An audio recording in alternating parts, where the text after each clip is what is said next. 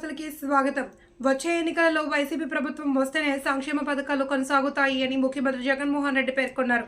మంగళవారం కోరుకొండలో నిర్వహించిన బహిరంగ సభలో ఆయన మాట్లాడారు. టీడీపీ అధినేత చంద్రబాబును నమ్మితే కొండకు చిలువ నోట్లో తలపెట్టినట్లే అని విమర్శించారు.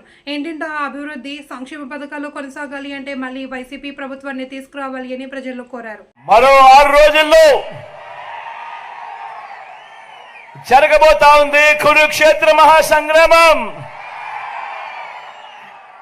ఈ జరగబోయే ఈ ఎన్నికలు కేవలం ఎమ్మెల్యేలను కేవలం ఎంపీలను ఎన్నుకునేందుకు మాత్రమే జరగబోతా ఉన్న ఎన్నికలు కానే కావు.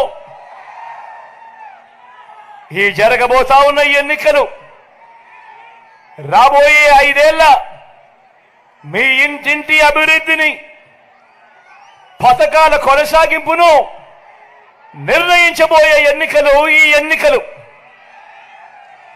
ఈ ఎన్నికల్లో మీరు జగన్కు ఓటు వేస్తే పథకాలన్నీ కూడా కొనసాగింపు, ఇంటింటి అభివృద్ధి.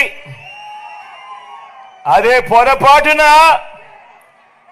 పొరపాటున చంద్రబాబుకు ఓటు వేస్తే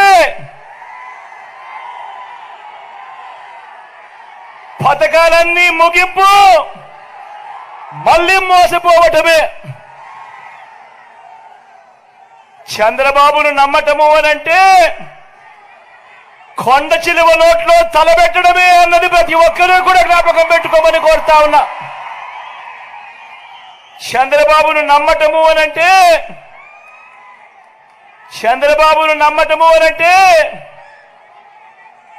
చంద్రముఖిని